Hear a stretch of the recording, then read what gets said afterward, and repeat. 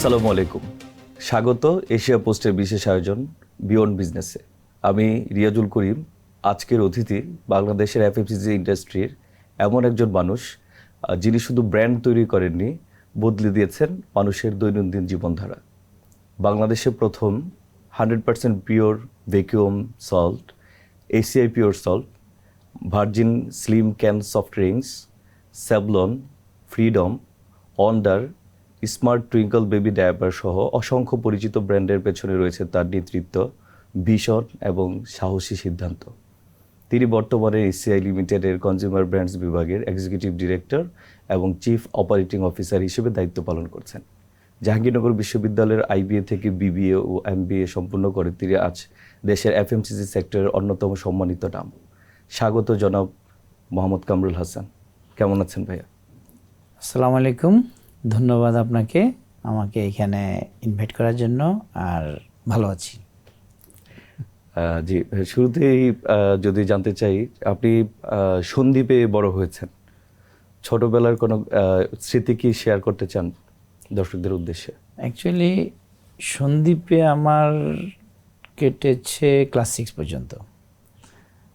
তারপর থেকে আমি ঢাকায় মতিঝিল মডেল হাই স্কুলে, তারপরে নটরডেম কলেজ, তারপরে জাহাঙ্গীরনগর।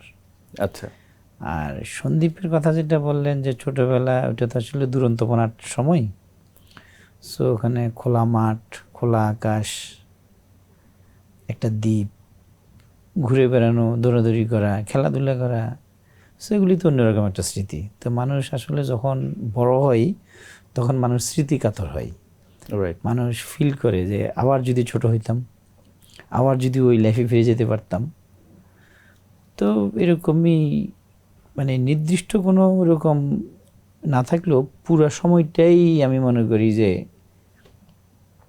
স্মৃতিময় সময়। আপনার বাবা মার সাথে হওয়া যে ছোটবেলার যে ঘটনা, জীবনযাপন, সেখান থেকে আপনার লাইফে পরবর্তীতে প্রভাব ফেলেছে এমন যদি কিছু শেয়ার করেন। অ্যাকচুয়ালি আমার বাবা সরকারি চাকরি করতেন। সো উনি আপনার যখন চিটাগাংয়ে থাকতেন, আমরা থাকতাম গ্রামে, একেবারে ছোটোবেলার কথা বলছি আমি। তো আমাদেরকে যখন আসতো আপনার খুব কড়া শাসনে রাখতো। পড়াশোনা, হোম টাস্ক দিয়ে যেত, আয়সা আবার দেখতো। সো এই জিনিসগুলির মধ্যে না একটা ডিসিপ্লিন ছিল। সো ডিসিপ্লিনটা আমরা শিখেছি। আর আমাদের মোটামুটি আমার বাবাকে বা আমাদের ফ্যামিলিকে সন্দ্বীপে সবাই চিনতো, জানতো। তো ওই চেনা জানার কারণে যেটা হয়েছে, আমরা যে মানুষ অনেক সময় হয় না ডিরেইলড হয়। তো যখন ডিরেইল কখন হয়, বিভিন্ন জায়গায় আড্ডায়, এখানে সেখানে, তো এগুলি আমাদের হতো না। কারণ যেখানে কোনো একটা জায়গায় গেলেই ওইটা অমুকের ছেলে, তুমি এখানে কি করো। তো এই যে এই সমস্ত কারণে না সবসময় একটা চেক অ্যান্ড ব্যালেন্স বা গার্ড, মানে পাবলিকের গার্ডের মধ্যে থেকেই আমরা দেখা গেছে যে বড় হয়েছি। এখন তো ভাইয়া ফ্যামিলিগুলো আমরা দেখতে পাচ্ছি ছোট ছোট ফ্যামিলি, 3 জন 4 জন 5 জন মেম্বারের ফ্যামিলি হয়।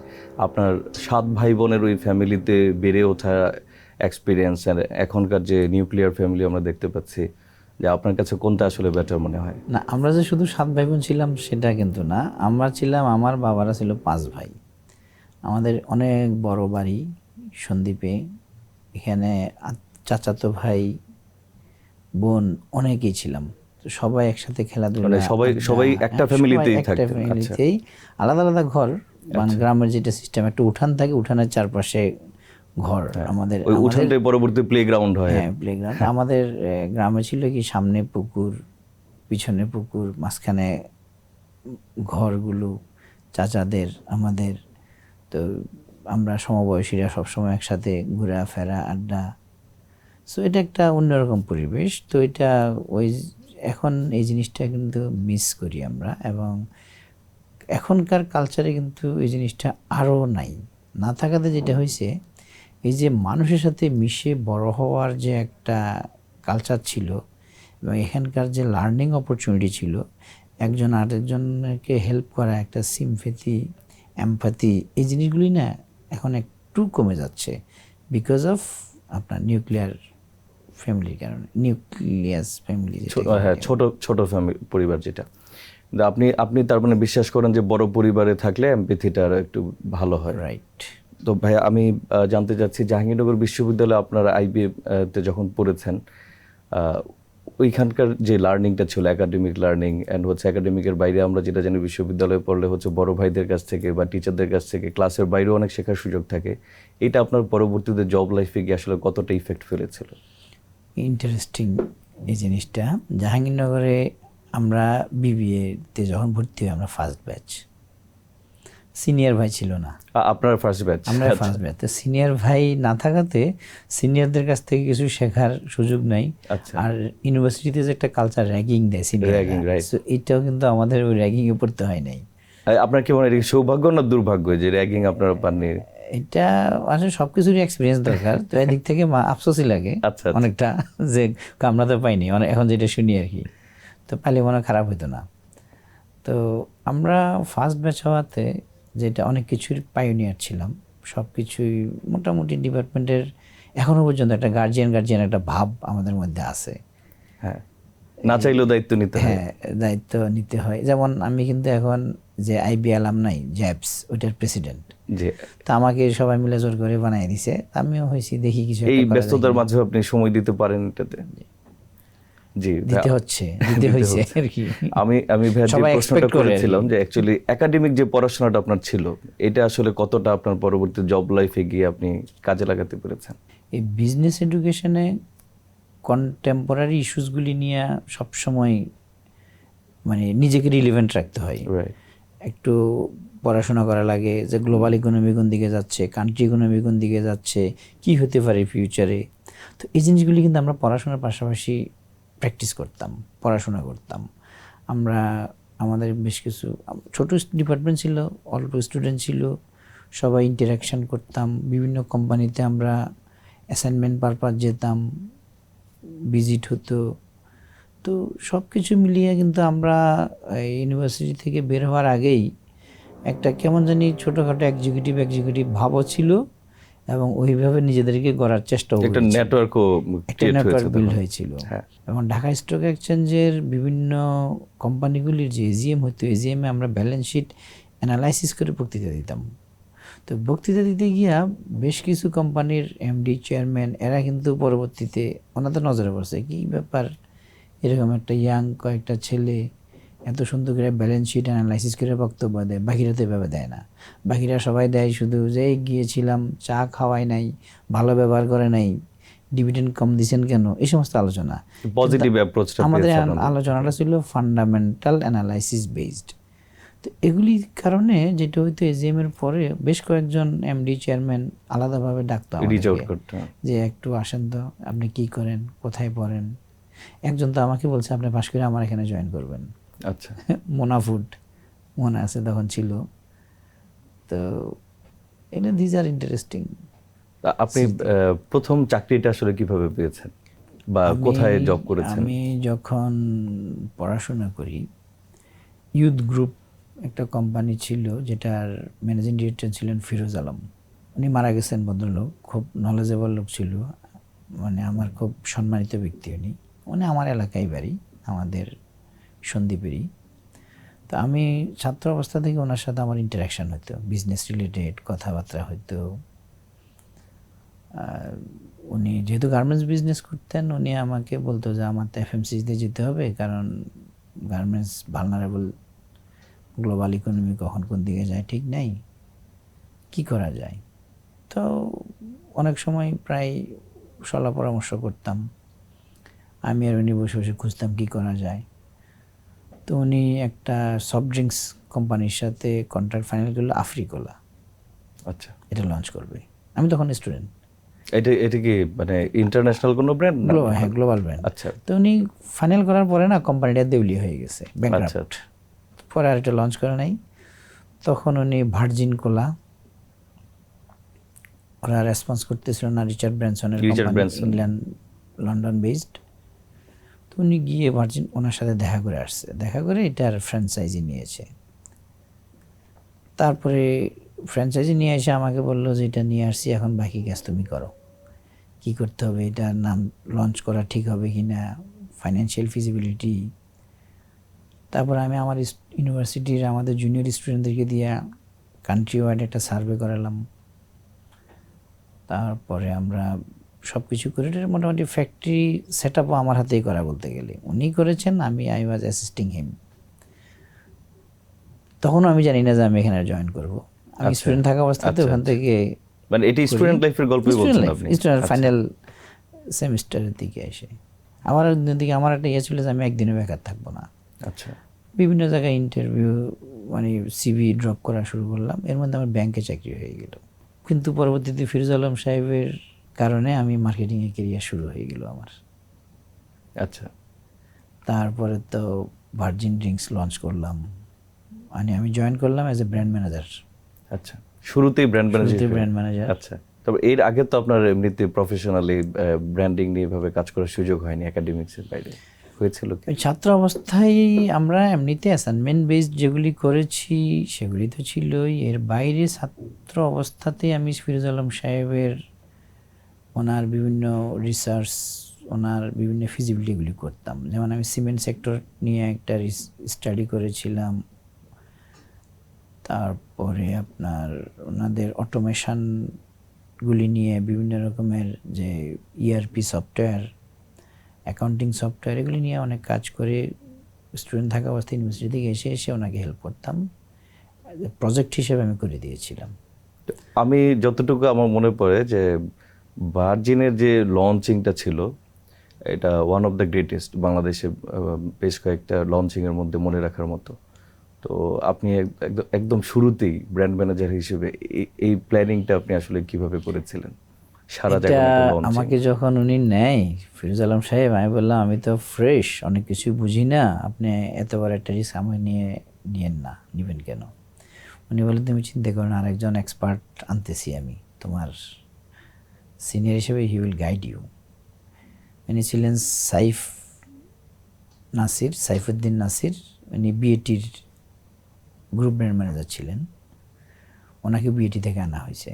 উনি এখন এসএমসির এমডি, ম্যানেজিং ডিরেক্টর। আচ্ছা। তো বেসিক্যালি উনি আর আমি দুজনে মিলেই এই লঞ্চ প্ল্যানটা করি। তো সাইফ ভাই ছিল অত্যন্ত ব্রিলিয়ান্ট ব্র্যান্ড মার্কেটিয়ার। সো ওনার কারণেও কিন্তু আমার অনেক কিছু শেখা হয়েছে। তো আমাদের ওই সময় ভার্জিন কোলার যে লঞ্চটা বাংলাদেশে কিন্তু একটা রিভলিউশনারি লঞ্চ ছিল। কারণ কেউ চিন্তা করে নাই যে কোক পেপসিকে বিট করে কোনো একটা সফট ড্রিঙ্কস মার্কেটে একটা জায়গা করে নেবে। তো ওই জায়গাটায় আমরা এসেই অনেকটা বলবো যে বাজিমাত। আপনার কি এটা কি মনে আছে কি না যে কত পার্সেন্ট শেয়ার আপনারা মার্কেট থেকে টোটাল ক্যাপচার করতে পেরেছিলেন সে সময়? আমরা এক্স্যাক্টলি আমার মনে নাই, তবে আমরা এটাকে বলতাম যে ওয়ান ওয়ে প্যাকেজিং, যেটা যে ক্যানটাকে ওয়ান ওয়ে প্যাকেজিং বলতে, মানে তখন তো ছিল গ্লাস বোতলে, তো গ্লাস বোতল তো একবার দিয়ে আসতো দোকানে, আবার খালি বোতল নিয়ে আসতো। আর ওয়ান ওয়ে হলে একবার পিটি বোতল কিন্তু তখনও আসে নাই। আচ্ছা। ক্যান তখন ছিল ফ্যাট ক্যান, সিঙ্গাপুর, মালয়েশিয়া বা দুবাই থেকে আসতো। তো ক্যান সেগমেন্টে আমরা প্রথম থেকেই লিডার, মানে আমরা লঞ্চ করার পরে বাকি বিদেশি যে ব্র্যান্ডগুলি আসতো এগুলি অলমোস্ট বন্ধ হয়ে গেছে। ওই জায়গাটা আমরা লিডার ছিলাম। আপনার, আমার যতটুকু মনে পড়ে তখন আপনারা সজল ভাইকে দিয়ে একটা বিজ্ঞাপন করিয়েছিলেন, রাইট? যদি ভুল না করি। হ্যাঁ, সজলের বিজ্ঞাপন না, অ্যাকচুয়ালি বিজ্ঞাপন তো আমরা অনেকগুলি করেছি। সজলের সাথে ইটিভিতে আমরা একটা প্রোগ্রাম করেছিলাম, তাকদুম। রাইট। হ্যাঁ, তো ওইটা ছিল একটা মিউজিক্যাল একটা আপনার প্রোগ্রাম, বিশেষ করে আপনার ইটিভিতে তখন খুব জনপ্রিয়তার শীর্ষে। তখন এই যে জুবাইর বাবু, এখন যিনি সময় টিভিতে সিইও হিসাবে আছেন, ও ছিল এটার প্রডিউসার। ও আর আমি দুজনে মিলেই বেসিক্যালি আইডিয়েশনটা করি। সজল এবং আলিফ হলো ওই যে আলিফ আলাউদ্দিন, হ্যাঁ, গীতিকার আলাউদ্দিন সাহেবের মেয়ে, ওই দুজন ছিল উপস্থাপক। তো বেসিক্যালি মিউজিক ভিডিও বেসড একটা প্রোগ্রাম ছিল। ওই প্রোগ্রামটা, এটা একটা অবাক করা ব্যাপার, প্রতি সপ্তাহে যে পরিমাণ চিঠি আসতো এবং অল আর ক্রিয়েটিভ লেটার। আমি এবং জুবাইর বাবু দুজনে প্ল্যান করেছিলাম যে এই চিঠিগুলি নিয়ে আমরা একটা এক্সিবিশন করব। পরে তো ওই টিভি বন্ধ হয়ে গেলো, আমাদের এই প্ল্যান আর সাকসেসফুল হয়নি বা আমরা ওভাবে আর আগাই নাই। কিন্তু এটা যদি রাখা যেত, এক্সিবিশন করা যেত, আর্কাইভে রাখা যেত, তাহলে কিন্তু এটা মানে অন্যরকম একটা ব্যাপার হতো। খুব জনপ্রিয় প্রোগ্রাম ছিল। আমরা ভার্জিনটা পরবর্তীতে ভাইয়া মানে সাস্টেইন করলো না কেন আসলে? এটা আসলে যে কোনো ব্র্যান্ডের সাস্টেনেবিলিটি একটা ইম্পর্ট্যান্ট ইস্যুস। সাস্টেনেবিলিটির জন্য যেটা হয়, আমরা এন্টারপ্রেনিয়ার যারা থাকেন ওনাদের ইনভেস্টমেন্টের আগ্রহ থাকা লাগে, কন্টিনিউয়াস ইনভেস্টমেন্ট, প্লাস ইনোভেশন থাকতে হয়, প্লাস যে প্যারেন্ট ব্র্যান্ড যাদের, যেমন ভার্জিনের রিচার্ড ব্র্যানসন ইউকে বেস যারা ছিলেন, ওদেরও একটু রিলাক্টেন্ট ছিল ওরাও। তো সব কিছু মিলিয়ে আসলে ওভাবে আর জিনিসটা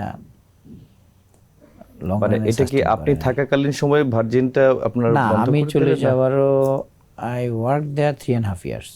আচ্ছা তারপরেও ছিল, এরপরে 4-5 বছর পরে ওনারা বিক্রি করে দিয়েছে আচ্ছা। Youth group. তো ইউথ গ্রুপের যেটা ছিল গ্লোবাল বেভারেজ ওনাদের কোম্পানির নাম, ওনারা দে সোল্ড ইট টু আপনার অন্য একটা কোম্পানির কাছে, তারা আবার আরেকজনের কাছে বিক্রি করছে। সেইভাবে কয়েকটা হাত বদল হওয়াতে ব্র্যান্ডটাকে আসলে আর ওইভাবে নার্সিং করা হয়নি। বাট স্টিল অনেকে আমাকে জিজ্ঞেস করে, অনেকে নামটা জানে, এই যে রিকলটা এখনো আছে। ভার্জিন কি অ্যাকচুয়ালি আছে বাংলাদেশে, এখন এক্সিস্ট করে? আচ্ছা। তো কেউ যদি এখন ভার্জিন নিয়ে আবার কাজ করতে চায়, যে নতুন উদ্যোক্তাদের মধ্যে কেউ চায় যে আমি ভার্জিন নিয়ে আবার কাজ করবো, আপনার কি মনে হয় যে মার্কেটটাকে আবার ধরা সম্ভব আগের মতো করে? অবশ্যই এটার একটা, এখন করতে চাইলেই তো পারবে না, কারণ এটা তো ফ্র্যাঞ্চাইজ নিতে হবে। হ্যাঁ সেটাই সব। তবে ফ্র্যাঞ্চাইজ নিয়ে যদি কেউ compliance আনতে মেনেই, পারে, তাহলে আই বিলিভ এখনও এটাকে হয়তো যে ব্র্যান্ড ইকুইটি যেটা আছে এটাকে ক্যাপিটালাইজ করা সম্ভব। আরেকটা ব্যাপার, আমি ভাইয়া এসিআই সল্ট নিয়ে একটু জানবো।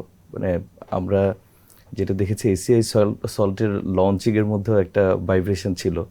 তো সে সময় আমার মনে হয় যে আপনি এসিআই সল্টের দায়িত্বে ছিলেন, তো এইটা লঞ্চিংয়ের গল্পটা একটু শুনতে চাই। আমি তো যখন এসিআইতে জয়েন করি, আমার পোর্টফোলিও তো ছিলই অ্যারোসল, এয়ার ফ্রেশনার, এই জিনিসগুলো। পাশাপাশি আমাকে নিউ প্রোডাক্ট আর নিউ প্রজেক্টের দায়িত্ব দেওয়া হলো। I have to launch new product. তখন আমরা যে কী লঞ্চ করা যায় দেখতাম। তো আমাদের টাটার সাথে আমাদের একটা জেবি ছিল, টেটলি টি।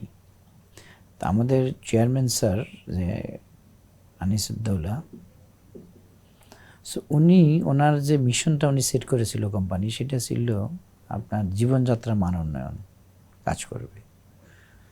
তো উনি চিন্তা করতেছিল, একদিন বলতেছিল যে আপনার বাংলাদেশে যে লবণটা আমরা খাই, এটা তো কেমন জানি ফুল অফ ডার্ট, অথচ ইন্ডিয়াতে আমাদের যারা জেবি পার্টনার টাটা, ওদের যে টাটা সল্ট, এটা পিওর 100% পিওর ক্রিস্টাল হোয়াইট, এরকম কেন? এটা ওনার মাথায় বেসিক্যালি আইডিয়াটা আসছে। আসার পরে আমাকে দায়িত্ব দেওয়া হলো। আমাকে সুপারভাইজ করতেন তৎকালীন এক্সিকিউটিভ ডিরেক্টর সৈয়দ আলমগীর। তো উনি, আমি এবং আমাদের আরেক স্যার ছিলেন ডক্টর এফএস আনসারি। মোটামুটি তিনজনেই আমরা কক্সবাজার গিয়ে দেখলাম, টাটার লোকজন আসলো, ওরাও কক্সবাজার ভিজিট করলো, ইন্ডিয়ান সল্ট রিসার্চ ইনস্টিটিউট থেকে লোক আসলো, সবাই ঘুরে টুরে বললো যে না, বাংলাদেশের লবণ ব্যবসা ফিজিবল হবে না। টাটা আর আগাইল না। ও টাটা এটা করার জন্য বাংলাদেশ থেকে আমরা প্রায় 5 কন্টেনার ক্রুড লবণ ইন্ডিয়াতে পাঠাইছি। তো ওই সময় ওরা টেস্ট করলো, বললো যে না, বাংলাদেশের এই লবণের ব্যবসা করা যাবে না। তখন আমরা চিন্তা করলাম যে না, আমরা এটা করব। আমরা চাইনিজ একটা কোম্পানির সাথে মেশিনারিজ সাপ্লায়ার বসলাম, বসে ওরা বললো না, সম্ভব। তখন আমরা বাকি মার্কেটিং প্ল্যান, ফিজিবিলিটি সব বানিয়ে লঞ্চ করলাম। লঞ্চ করার সাথে সাথেই দেখলাম আমাকে আর ব্যাক পেতে হয়নি। মানে এত অ্যাকসেপ্টেন্স পেয়েছে মার্কেটে। তো এবং দামও কিন্তু বেশি ছিল। নর্মাল লবণ ছিল 12 টাকা, আমরা যখন লঞ্চ করি তখন হলো এটা 18 টাকা। তো 6 টাকা বেশি প্রাইস দিয়েও মানুষ কিনতে আগ্রহী। তো এইটাতে আমার কাছে মনে হলো বাংলাদেশের মানুষ আসলে প্রাইস ডাজন্ট ম্যাটার, ম্যাটার হচ্ছে কোয়ালিটি। এই কনজিউমার বিহেভিয়ারটা আসলে কিভাবে বোঝেন? না, এটা সিম্পল। আপনার 12 টাকার লবণ রেখে মানুষ 18 টাকা, মানে আপনি আসলে মানে শুরুতে লঞ্চিং এর আগে আপনি যখন দেখছেন আপনার কস্টিং বেশি হচ্ছে অন্যদের চেয়ে, মার্কেটে একটা সার্টেন প্রাইজে হচ্ছে অলরেডি তারা সল্ট পাচ্ছে মানুষ, তো আপনারটা আর একটু বেশি খরচ হচ্ছে যেহেতু, তার মানে আপনার বেশি প্রাইস সেটি সেল করতে হবে। সো আপনি ধরে নিচ্ছেন কিভাবে যে এটা আসলে মানুষ মানে ওয়ার্মলি অ্যাকসেপ্ট করবে, এটা কিনবে? ফার্স্ট অফ অল আমরা দেখলাম একমাত্র বাংলাদেশেই এই ময়লা লবণ, পৃথিবীর আর কোথাও ময়লা লবণ খায় না। আরেকটা জিনিস আমরা দেখলাম যে যে লবণগুলো আছে এখানে প্রায় 10 to 15% থাকে আপনার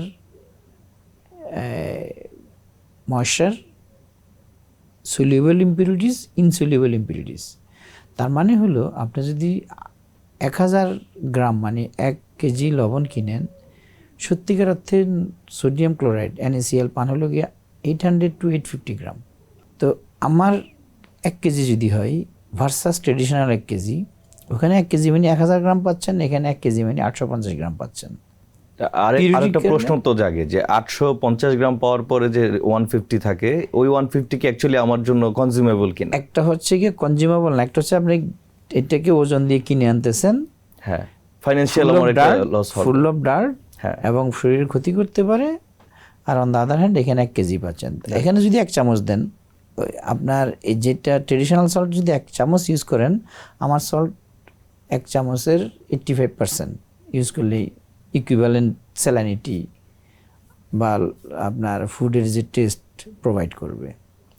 যদিও আপনি প্রোডাকশনের কেউ না, তারপর আমার জানতে চাচ্ছি, এটা আমি আবারও প্রশ্নটা করি যে 150 গ্রাম যেটা থাকছে 1 কেজিতে, তো ওই ব্যাপারটা কি আসলে আমার শরীরের জন্য হার্মফুল কিনা? অবশ্যই হার্মফুল, কারণ এখানে তো আপনার সলিউবল, ইনসলিউবল ইম্পিউরিটি জাতীয় কিছুই থাকে, যে ইভেন আপনার আর্সেনিকও থাকতে পারে। আচ্ছা, নানা রকমের আপনার ইনসলিউবল ম্যাটেরিয়াল থাকে। সো এটা তো হার্মফুল ফর হিউম্যান বডি। আমরা একটা আয়োডিন যুক্ত লবণের একটা বেশ ভালো ব্র্যান্ডিং দেখেছি বাংলাদেশে, তো এইটা নিয়ে যদি একটু কিছু বলেন। আচ্ছা, বেসিক্যালি আয়োডিনটা তো 89 সালে আপনার এই আইনটা হয় ম্যান্ডেটরি, যে আয়োডিন মিশাতেই হবে লবণে। তার আগে ম্যান্ডেটরি ছিল না। ইউনিসেফ এটা হেল্প করছে বাংলাদেশ গভর্নমেন্টকে। তার আগে মানে আয়োডিন এমন একটা জিনিস, এটা বডিতে স্টোরেড হয়ে থাকে না, ফুডের মাধ্যমে যেতে হয়। এবং এটা হয় সমুদ্রের আশেপাশে যে সমস্ত মাছ বা ভেজিটেবল থাকে, ওই সমস্ত জায়গায় আয়োডিন, সবজিতে বা মাছে বা মাংসে আয়োডিন পাবেন। কিন্তু নর্থ বেঙ্গল সাইড বা যেখানে সমুদ্রের কাছাকাছি না, সমুদ্রের মাছ যারা খেতে পায় না, ওদের তো আয়োডিনের অভাব থেকে যাচ্ছে। তো যার কারণেই গভর্নমেন্ট কিন্তু আপনার আয়োডিন ম্যান্ডেটরি করছে। আর আয়োডিন না থাকলে কি হয়? আয়োডিন না থাকলে ব্রেনের যে ডেভেলপমেন্ট এটা হয় না, ব্রেনের যে বিকাশ, এই কারণে ওই যে একটা সময় আপনার গলগণ্ড রোগ, যেটা এখন কিন্তু দেখবেন না, জাস্ট বিকজ অফ আয়োডিন এটা নাই এখন। তো এই যে মানুষজন যে একটু হাবাগোবা হয়, ব্রেন ডেভেলপমেন্ট হয় না, that is because of lack of iodine. তো যেটা বলতে চাচ্ছিলাম আমি, যে ট্রেডিশনালি যেটা হয়, ওই লবণটা এনে ওয়াশ করে প্যাকিং করে মার্কেটে দিয়ে দিত একটা সময়। তো ওয়াশ যখন করে, লবণের ভিতরে বা বাইরে কিছু না কিছু কাদা থেকে যায়, পরিষ্কার হয় না। আর আমাদের যে মেথড, এই মেথডটা হলো আপনার লবণটা আসার পরে পানিতে ব্রাইন প্রিপেয়ার করা হয়, গুলিয়ে ফেলা হয়, গুলিয়ে ফেলে সেটেল করা হয়। পরিষ্কার পানি অনেকটা মিনারেল ওয়াটারের মতো, পরিষ্কার পানিটা আলাদা করা হয়, কাদাটা আলাদা করা হয়, কাদা ফেলে দেওয়া হয়। ওই পরিষ্কার পানিটা ইভাপোরেশন টেকনোলজির মাধ্যমে, আপনার ভ্যাকুয়াম ইভাপোরেশন পদ্ধতিতে পানিটা ইভাপোরেট করে সেডিমেন্ট যেটা থাকে, দ্যাট ইজ সল্ট। সোডিয়াম ক্লোরাইডের প্রপার্টিজ হলো আপনার ক্রিস্টাল ক্লিয়ার হোয়াইট, লবণ যদি হোয়াইট না হয় আপনি ধরে নেবেন ভেজাল আছে, ধরে নেবেন ময়লা আছে। So very interesting. তো এই জন্য আমাদের এটা আমরা এই পিউরিটির কারণে আমরা বলি 100% পিওর।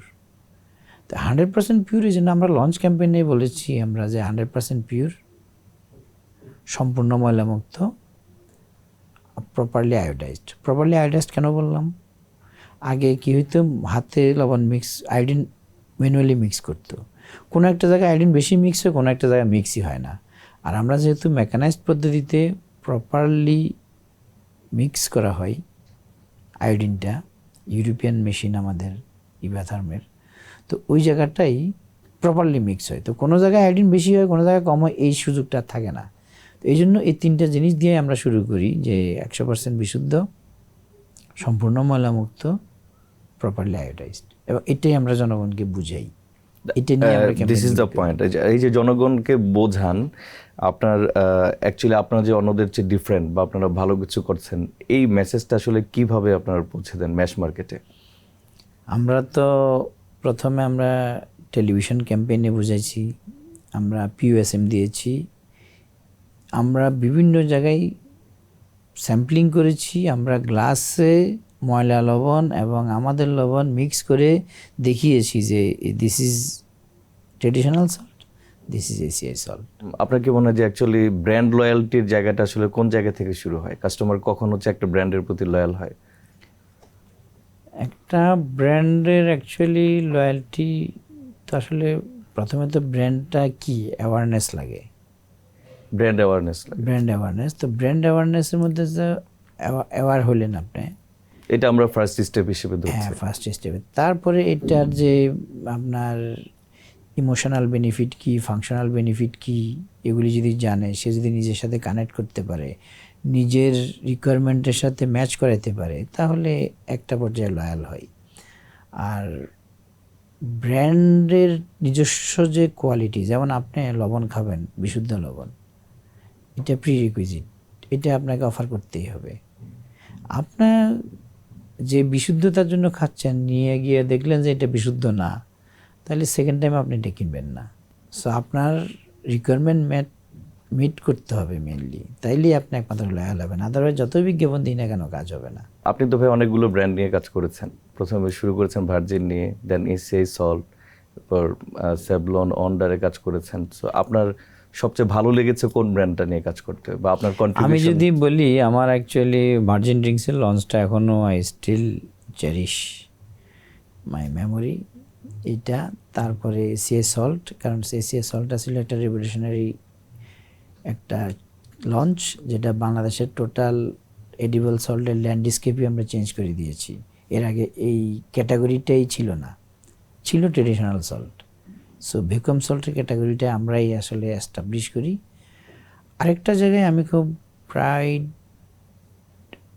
জায়গা, প্রাউড ফিল করি, সেটা হলো ফ্রিডম স্যানিটারি ন্যাপকিন।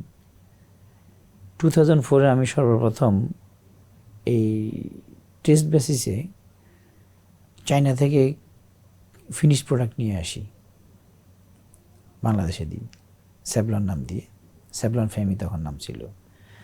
তারপরে আস্তে ধীরে আমরা নিজেরা ফ্যাক্টরি করি, ফ্যাক্টরি করে এই প্রোডাক্টটা লঞ্চ করি। এখন মোটামুটি বাংলাদেশে আমি বলবো এটা একটা ওয়ান অফ দ্য, মানে ন্যাপকিন ক্যাটাগরিতে one of the largest brand, এবং এটা গ্রো করছে still.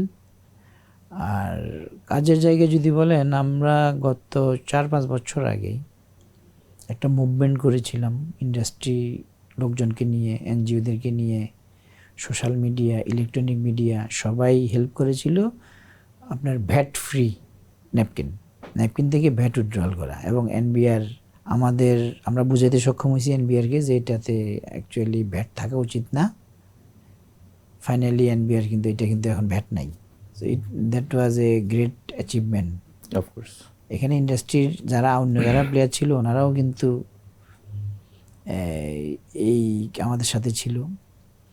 Electronic media, all TV channel, আমার মনে হয় আমি প্রায় প্রত্যেকটা চ্যানেলে আমি তখন বিভিন্ন এরকম বিজনেস শোতে গিয়ে এটা বলতাম যে এখানে ভ্যাট থাকা উচিত না, কারণ এখানে যে ভ্যাট থাকবে এটা একটা বেসিক নিড একটা মেয়েদের জন্য, এখানে ভ্যাট কেন থাকবে? ভ্যাট তো হচ্ছে ফর লাক্সারি প্রোডাক্ট। আর আরও তো বেসিক নিডস আছে, লাইক আমরা যদি সল্টের কথা বলি, এটাও একটা বেসিক নিডস, হ্যাঁ, সুগারের অল কথা বেসিক বলি, নিডে এটা কিন্তু একটা বেসিক নিডস। আপনার ভ্যাট থাকে না। যেমন আপনার যদি বলেন লবণ, চাল, ডাল, এগুলিতে কিন্তু ভ্যাট থাকে না। সো স্যানিটারি ন্যাপকিন একটা বেসিক নিড, সেখানেও থাকা উচিত না। এই যুক্তিটা আমরা দিয়েছিলাম। আচ্ছা, so finally NBR has accepted our proposal, now it is VAT free. মানে একটা যে ক্যাম্পেইনের মাধ্যমে, একটা মুভমেন্টের মাধ্যমে যে একটা চেঞ্জ আনা সম্ভব, এটা হচ্ছে ওয়ান অফ দ্য এক্সাম্পল। আপনার বাংলাদেশের কনজিউমারদেরকে নিয়ে কাজ করার অভিজ্ঞতা অনেক দিনের, তো বিগত 10-15 বছরে আপনার অবজারভেশনটা কি আসলে কনজিউমার বিহেভিয়ার কেমন, কি ডাইমেনশনে, কোন কোন জায়গাগুলোতে চেঞ্জ হয়েছে বলে মনে হয়? বাংলাদেশের কনজিউমার কিন্তু ডে বাই ডে এডুকেটেড হচ্ছে। সো কীভাবে তারা এডুকেট হচ্ছে, আপনার এখন মানুষ বিদেশে যাচ্ছে, বিদেশে গিয়ে দেখতেছে নানা রকমের প্রোডাক্ট। মানুষ স্যাটেলাইট টেলিভিশনের মাধ্যমে বিদেশি চ্যানেল দেখতেছে, বিদেশি প্রোডাক্টের বিজ্ঞাপন দেখতেছে। তো এই সমস্ত কারণে কিন্তু নতুন নতুন প্রোডাক্টের প্রতি আগ্রহ বাড়তেছে। আগ্রহ বাড়াতে মানুষ কিন্তু এখন একটু ভালো প্রোডাক্ট, ডাইভার্সিফাইড প্রোডাক্ট, এগুলির দিকে মানুষ যাচ্ছে। এই কারণে মার্কেটটাও বড় হচ্ছে। আপনি যদি আজ থেকে 30-40 বছর আগের কথা চিন্তা করেন, প্যাকেজ ফুড বাংলাদেশে তেমন একটা ছিল না। এখন কিন্তু প্রচুর প্যাকেজড ফুড আছে, অনেকগুলো কোম্পানি আছে, আমাদের আছে, প্রাণের আছে, আপনার স্কোয়ারের আছে। একটা সময় মানুষ পিঠা খাইতো, এখন কিন্তু প্রচুর বিস্কিট, নানা রকমের বিস্কিট আছে। সো এই যে একটা কনজিউমারের যে টেস্ট অ্যান্ড প্রেফারেন্সের একটা শিফট, মেজর একটা শিফট হয়েছে, এবং এটা কিন্তু ডে বাই ডে বাড়তেছে। এবং এটা ওই যে সময়ের সাথে, টেকনোলজির সাথে প্রোডাক্টেরও কোয়ালিটি বাড়তেছে, মানুষও গ্রাজুয়েট হচ্ছে আস্তে ধীরে। কনজিউমার বিহেভিয়ার চেঞ্জ হলেই কেন, কনজিউমার তো বাইং ক্যাপাসিটি তো সেভাবে গ্রো করতে হবে। তো সে অর্থে কি বাংলাদেশে গত 10-15 বছর আপনার মনে হয় যে বাইং ক্যাপাসিটি ইমপ্রুভমেন্ট হয়েছে কিছুটা? বাংলাদেশের ইকোনমি গ্রো করতেছে, বাইং ক্যাপাসিটি বাড়তেছে, প্রোডাক্টের কোয়ালিটি বাড়তেছে, ডাইভার্সিফাইড প্রোডাক্ট আসতেছে। তো সব কিছু মিলিয়ে কিন্তু আপনার ইকোনমি ইজ শিফটিং, পজিটিভ একটা শিফট হচ্ছে। পজিটিভলি নিচ্ছেন এটা। রাইট। এখন এই মুহূর্তে দাঁড়িয়ে যদি আমরা বলি যে বাংলাদেশে বর্তমান এফএমসিজি সেক্টর যেভাবে প্লে করছে, আমরা লক্ষ্য করছি বেশ বড় কিছু এফএমসিজি কোম্পানি হচ্ছে স্ট্রাগল করছে, তারা তাদের রেভিনিউ হারাচ্ছে। এইটাকে তাহলে কিভাবে মূল্যায়ন করবেন আপনি? এটা মার্কেট তো বড় হচ্ছে, সো কেউ যদি সাস্টেন করতে না পারে, এটা তাদের অপারেশনাল প্রবলেম।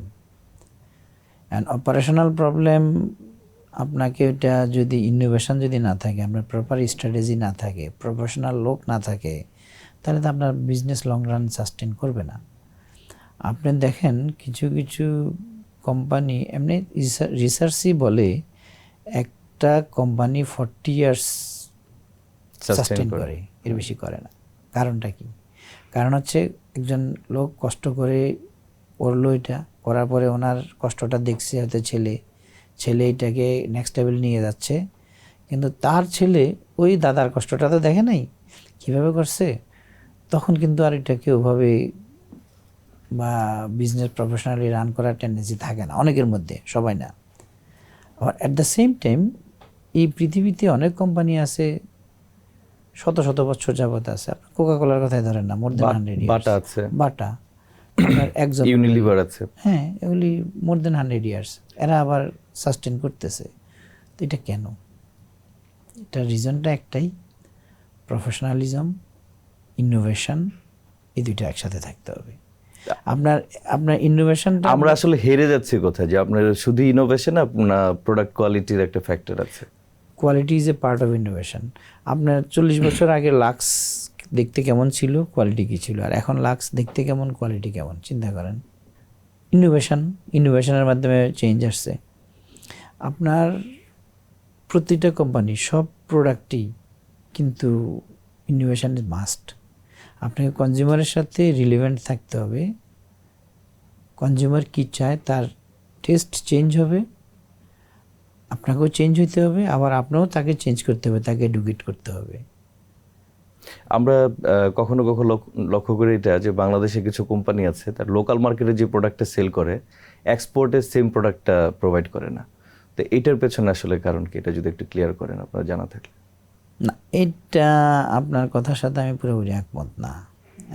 এই জন্য লোকাল মার্কেটে একটা ব্র্যান্ড, আমি যদি একটা ব্র্যান্ড লঞ্চ করি, আমার এই ব্র্যান্ডের কনসিস্টেন্সি রাখা কিন্তু আমার দায়িত্ব।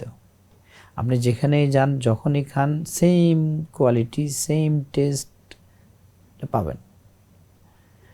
এখন আপনি যদি আরেকজনের ব্র্যান্ড নেমে আপনি একটা প্রোডাক্ট দেন, এটা দিতেই পারেন, ডিফারেন্ট রেসিপি হতে পারে, ডিফারেন্ট ফর্মুলেশন, সেটা সেই ক্ষেত্রে ডিফারেন্ট হতে পারে, বাট একই প্রোডাক্ট ডিফারেন্ট হওয়ার কথা না। আচ্ছা, আবার একই প্রোডাক্টের যেটা হয়, ব্র্যান্ড নেমটাকে ঠিক রেখে কান্ট্রি টু কান্ট্রি রেসিপি একটু একটু চেঞ্জ হতে পারে, যেমন সফট ড্রিঙ্কস বা ফ্রুট জুসের ক্ষেত্রে হয়। ফ্রুট জুসের ক্ষেত্রে দেখবেন আপনি বিভিন্ন কান্ট্রিতে বিভিন্ন ল থাকে, কোথাও দেখা যায় যে 12% আপনার পাল্প ম্যান্ডেটরি, কোথাও 10% থাকলে এনাফ, কোথাও আবার কিছু আছে অ্যাক্টিভ ইনগ্রিডিয়েন্ট এটা থাকতে পারবে না। তো ওইভাবে মাইনর অ্যাডজাস্টমেন্ট করে মানুষ, হয়, বাট মেজর কোনো চেঞ্জ হবে বলে আই ডোন্ট থিঙ্ক। আপনার কি মনে হয় যে যারা বিজনেস করছে কর্পোরেশনরা, তারা কি অ্যাকচুয়ালি কনজিউমার সেন্ট্রিক না প্রফিট সেন্ট্রিক কাজ করে? অ্যাকচুয়ালি আপনি যদি বিজনেস যদি বলেন, লং টার্ম সাস্টেনেবিলিটি যাদের অবজেক্টিভ থাকে, এরা কিন্তু একটা পারপাস অ্যান্ড প্রফিট দুই জিনিস, এই দুইটাই কিন্তু কোরিলেটেড, আঙ্গাঙ্গিভাবে জড়িত। আপনার যদি পারপাস না থাকে, লং রানে কখনোই সাস্টেন করবেন না। Purpose back by mission. আপনার জীবনের মিশন কি? আপনার একটা মিশন হলো আপনার লোকজনকে, আমাদের কথায় যদি বলি, আমাদের কোম্পানির যে জীবনযাত্রার মান উন্নয়ন করবে, জীবনযাত্রার মান উন্নয়ন করা যদি মিশন হয়ে থাকে আপনার, তাহলে এই জীবনযাত্রার যেই সমস্ত প্রোডাক্ট লঞ্চ করলে মানুষের সত্যিকার অর্থে জীবনযাত্রার মান উন্নয়ন হয়, সেই ধরনের প্রোডাক্ট আপনি কন্টিনিউয়াসলি দিতে থাকবেন, তাহলে আপনি রিলেভেন্ট থাকলেন। আমরা বেশ কয়েক বছর আগে একটা রিটে দেখেছিলাম এসিআইয়ের কিছু প্রোডাক্ট হচ্ছে ব্যান্ড হয় তখন তাদের কোয়ালিটির জন্য। তো ওই ব্যাপারটা আসলে কি ছিল, এটা যদি এক্সপ্লেইন করেন।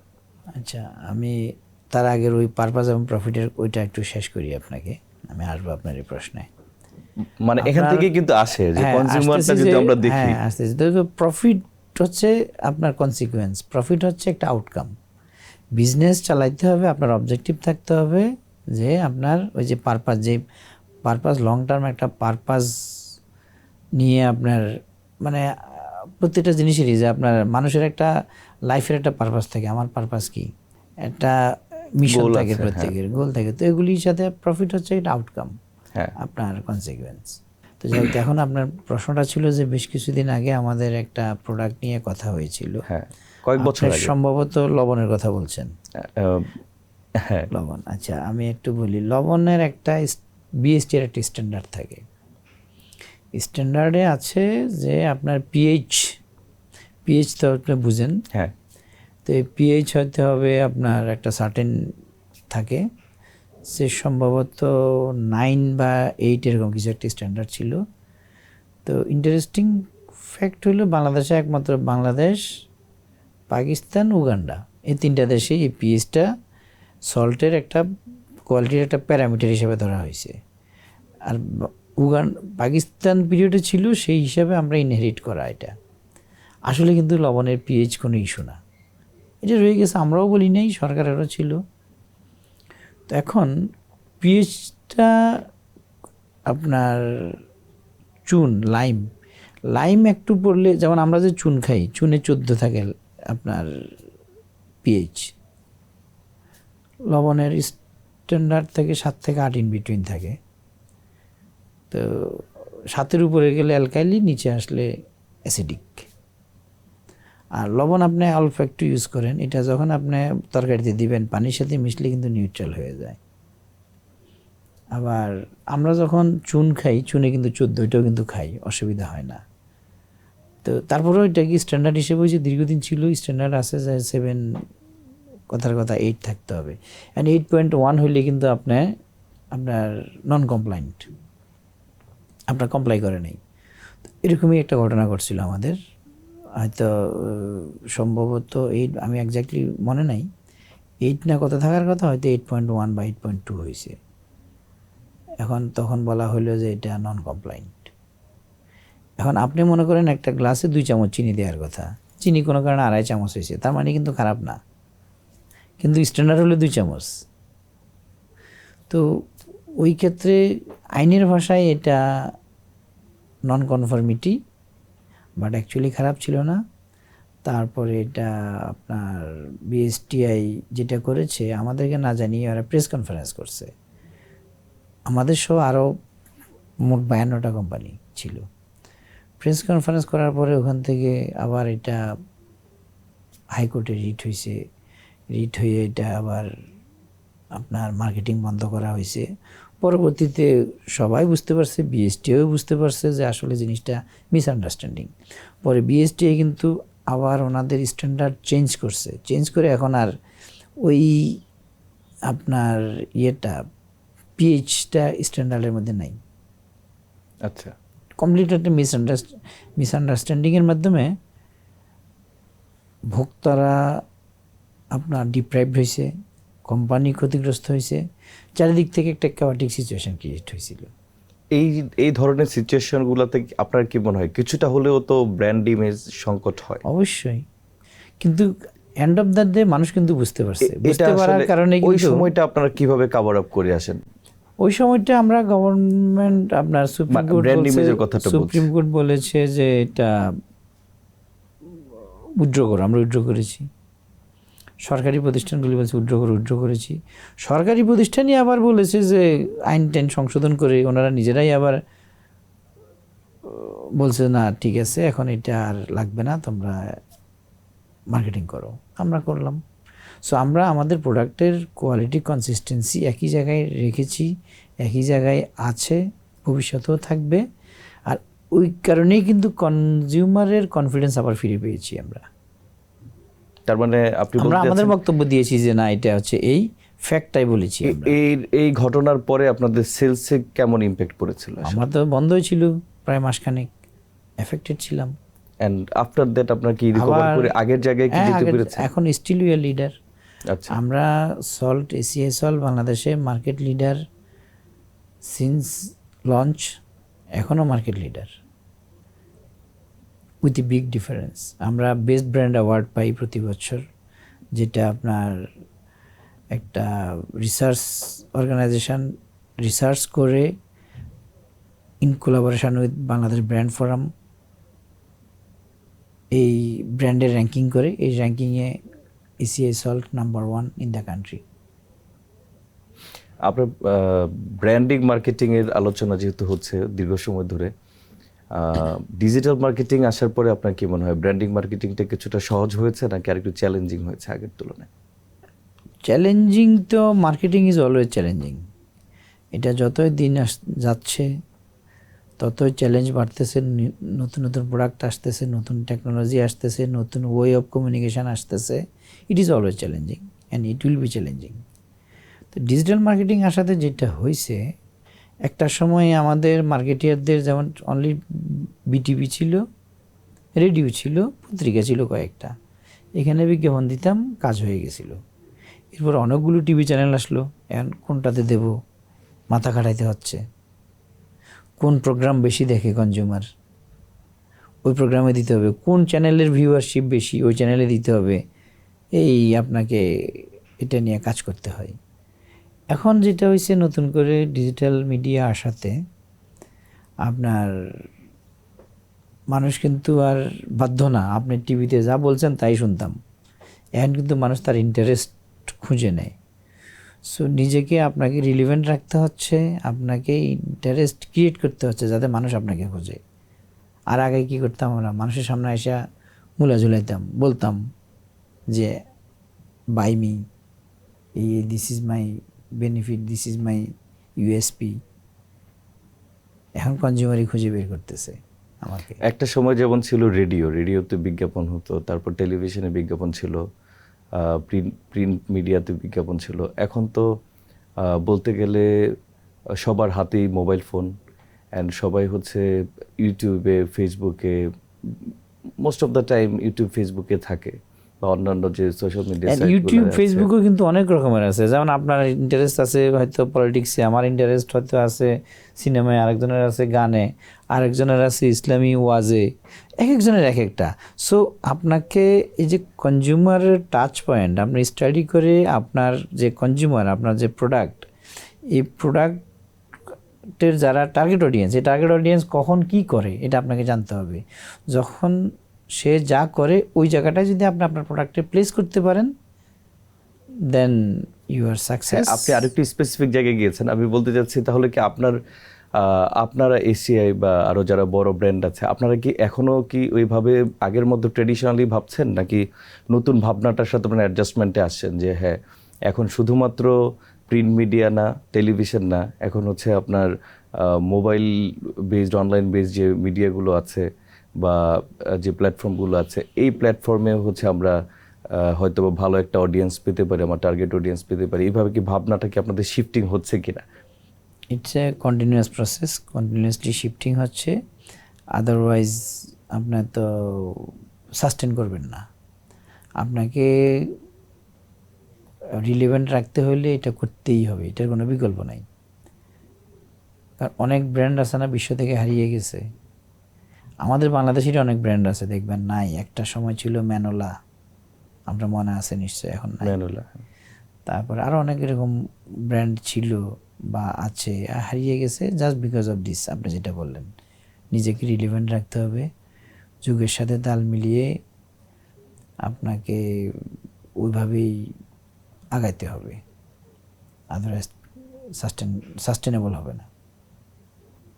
সাস্টেনেবল করার জন্য একজন ব্র্যান্ড ম্যানেজারের আসলে কি কি স্কিল সেট দরকার বলে আপনি মনে করেন? ফার্স্ট অফ অল একটা ব্র্যান্ড ম্যানেজার সবচেয়ে বড় জিনিস যেটা বুঝতে হবে, তার কনজিউমারকে বুঝতে হবে। কনজিউমারের ডিমান্ড, কনজিউমারের নিড, এটা বুঝতে হবে। কনজিউমার ইনসাইট বুঝতে হবে যে আসলে সে এই প্রোডাক্টটা কেন খায়। এমনি আমরা জানি যে এটা খাচ্ছে, টেস্ট লাগতেছে, but test is not only issue, এটার পিছনে আরও কিছু ইনসাইট আছে। সো ইনসাইটটাকে তাকে জানতে হবে। তো ইনসাইটটা জেনে ওইটাকে, তার প্রোডাক্টটাকে ওই ইনসাইটের সাথে ম্যাচ করাইতে হবে, রিলেভেন্ট করাইতে হবে, তাইলেই একমাত্র সম্ভব, আদারওয়াইজ সম্ভব না। সো এই ক্যাপাবিলিটিটা, এই জন্য অ্যানালাইটিক্যাল অ্যাবিলিটি থাকতে হবে, কনজিউমারের সাথে মিট করতে হবে কন্টিনিউয়াসলি। আপনার টেকনোলজিক্যাল অ্যাডভান্সমেন্ট কী আসতেছে ওয়ার্ল্ডে, নতুন নতুন in regards to his brand or product. তারপরে কমিউনিকেশানে কী চেঞ্জ আসতেছে, কোন ধরনের কমিউনিকেশনের মাধ্যমে I can reach to my consumer, to my target audience. এই জিনিসগুলিতে অলওয়েজ আপনার জানা থাকতে হবে, তাইলে একমাত্র সম্ভব। আপনি নতুন জেনারেশনে যারা ওয়ার্কফোর্সে আসতে যাচ্ছে তাদের জন্য আপনি এফএমসিজি সেক্টরটাকে রিকমেন্ড করবেন কিনা বর্তমান সময় দাঁড়িয়ে? এফএমসিজি সেক্টরটা তো অ্যাকচুয়ালি ফ্রন্ট এন্ডে থাকে। আমরা তো প্রোডাক্ট দেখি যে আপনি সকাল থেকে ঘুম থেকে উঠে পরে ঘুমানোর আগ পর্যন্ত যাই দেখেন সবই এফএমসিজি, মোটামুটি এফএমসিজি। আপনার সকালে ঘুম থেকে উঠে তো আপনার দাঁত ব্রাশ করতে হয়, আবার ঘুমানোর আগে অ্যারোসল মেরে ঘুমাইতে হয়। তো আমাদের এসি এর মোটামুটি সব জায়গাতে হ্যাঁ, হয়তো সকাল থেকে শুরু করে যা রাত পর্যন্ত। তো আমাদের মোটামুটি সব ধরনের প্রোডাক্টই আছে। তো এই জায়গায় এই মার্কেটটা এত বড় এবং এত ইন্টারেস্টিং, কনজিউমারকে বুঝতে হলে, জানতে হলে এবং ওর ডিমান্ড মিট করতে হলে FMCG one of the major sector আমি বলবো। এবং এখনকার যারা স্টুডেন্ট বা যারা আসতে চায়, এরা যদি এই জায়গাটায় আসে, এই সেক্টরে আসে, তাহলে অবশ্যই এটা একটা বড় কেরিয়ার অপরচুনিটি থাকবে এখানে। At the same time new talent আসলে সেক্টরও গ্রো করবে, সেক্টরটা বেনিফিটেড হবে। আমরা তো দেখি যে অনেকে গ্র্যাজুয়েশনের পরেও জব পাচ্ছে না, হয়তো বিবিএ পড়েছে, মার্কেটিংয়ে পড়েছে স্পেশালি, বাট জব পাচ্ছে না দীর্ঘ সময় ধরে। ইনস্টিটিউশন ভালো, তার রেজাল্টও খারাপ না, তো এই গ্যাপটা আসলে কেন? আপনার সেই অনুযায়ী কি মার্কেটে জব নাই, নাকি অ্যাকচুয়ালি সে মিট করতে পারছে না রিক্রুটারের যে এটা ডিমান্ড আপনি আছে? বলতেছেন জব পাচ্ছে না আর আমরা বলি লোক পাই না, তার মানে কি? এই গ্যাপটা আসলে হ্যাঁ, কোথায়? তার মানে হচ্ছে আপনার যে স্কিল সেট একটা মানুষের থাকা উচিত, যে ধরনের ক্যাপাবিলিটি থাকা উচিত, সেটার কিন্তু ওই যে একাডেমিক বা ইউনিভার্সিটি বা কলেজ এখানে কিন্তু ওভাবে শেখায় না, সম্ভব হয় না। নিজেকে কিছু শিখে নিতে হয়। সো ওই আপনার ক্যাপাবিলিটিটা যে যে নিজে শিখতে পারবে, অ্যাকোয়ার করতে পারবে, তার কিন্তু জবের অভাব নেই। জব কিন্তু হিউজ। এই ক্যাপাবিলিটি একটু ক্লিয়ার করে দেন, আমার মনে হয় এটা দিয়ে অনেক উপকৃত হবে। আপনার মানে যদি কি কি ক্যাপাবিলিটি থাকা উচিত? একটা সিম্পল, আপনার ইউনিভার্সিটি থেকে পাশ করলেন, আপনাকে এক্সেলে মাস্টার হতে হবে। এক্সেলে যত রকমের ফাংশন আছে, এখন আপনি ইউনিভার্সিটিতে আমরা দেখি ইন্টারভিউ যখন নিয়ে অনেকেই পড়াশোনা করে আসছে, এক্সেল জানে না, তাহলে তাকে আমি নেব না, এখানেই ফেল কিন্তু।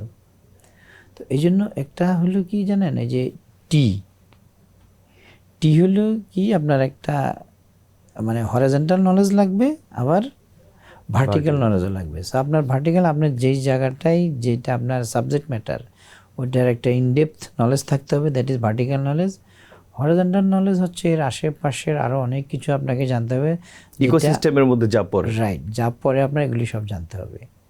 আচ্ছা, সো এই জায়গাটাই যদি না জানেন, তাহলে তো আপনার, আমি বলবো যে ওই যে ক্যান্ডিডেট বলেন বা যে পার্সন বলেন, চাকরি পাবে না।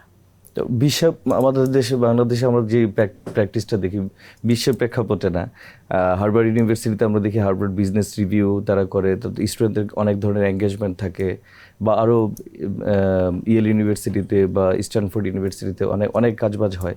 বাংলাদেশে তো আমরা এই ধরনের অ্যাক্টিভিটিগুলো খুব বেশি পাই না।